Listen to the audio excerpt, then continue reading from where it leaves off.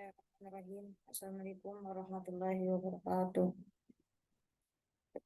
Perkenalkan, nama saya Maulaya Ariska, NIM 130-2020-0298.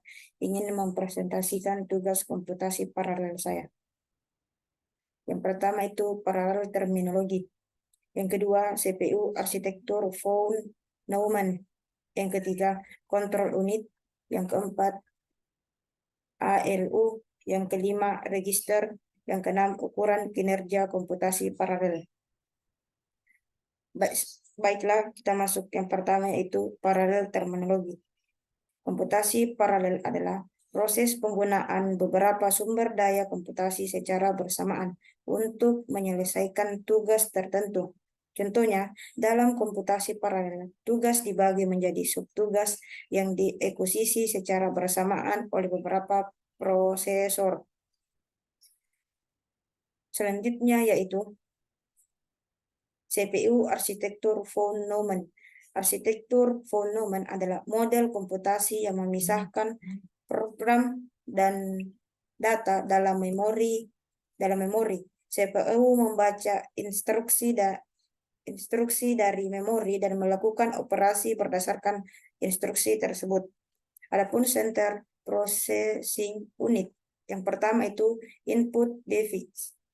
Selanjutnya kontrol unit, lalu logic unit, kemudian memori unit, lalu output device. Saat ini, arsitektur von Neumann masih merupakan arsitektur yang paling umum digunakan dalam komputer. Namun beberapa arsitektur komputer baru seperti arsitektur RISC mulai mengganti arsitektur Neumann. Selanjutnya yaitu kontrol unit. Unit kontrol adalah bagian dari CPU yang menginterpretasikan instruksi dan mengkoordinasikan operasi komputasi. Adapun fungsi dari unit kontrol, yang pertama itu mengambil instruksi dari memori utama dan mengaksesnya. Kedua, menentukan operasi apa yang harus dilakukan oleh unit aritmatika dan logika. Ketiga, mengatur status operasi komputer. Itulah fungsi dari unit kontrol. Selanjutnya yaitu Arithmetic Logic Unit (ALU) adalah bagian dari CPU yang melakukan operasi aritmatik, jumlah, pengurangan, perkalian, pembagian, dan operasi logika AND, OR, atau NOT dan NOT.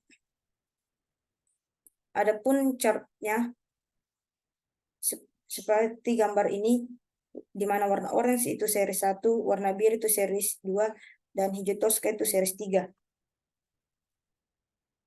Selanjutnya yaitu register. Register adalah lokasi penyimpanan kecil dan cepat di dalam CPU.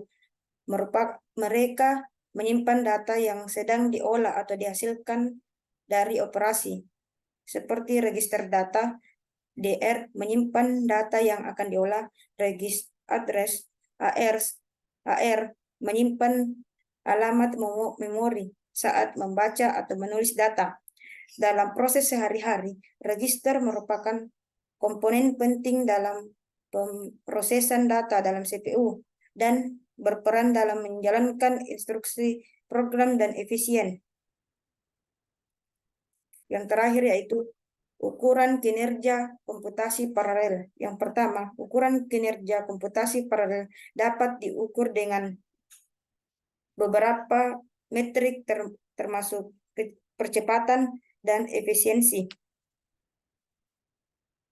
Di mana yang kedua itu kecepatan, rasio antara waktu eksekusi pada sistem tunggal dan waktu eksekusi pada sistem paralel.